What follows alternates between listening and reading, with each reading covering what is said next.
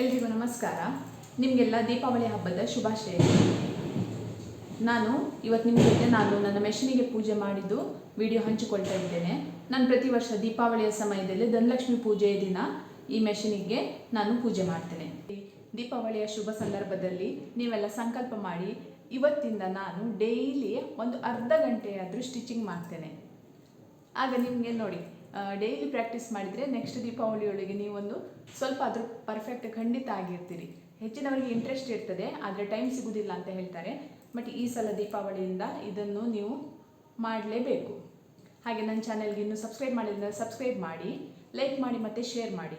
ನೀವು ಚಾನೆಲ್ ನೋಡಿ, ತುಂಬ ಸ್ಟಿಚಿಂಗ್ ವಿಡಿಯೋಸ್ ಎಲ್ಲ ನಾನು ಹೇಳಿಕೊಟ್ಟಿದ್ದೇನೆ, ಅದನ್ನೆಲ್ಲ ನೋಡಿ ಪ್ರಾಕ್ಟೀಸ್ ಮಾಡಿ. ಈಗ ನಾನು ನನ್ನ ಪೂಜೆ ಮಾಡಿದ ವಿಡಿಯೋ ತೋರಿಸ್ತೇನೆ, ಬನ್ನಿ.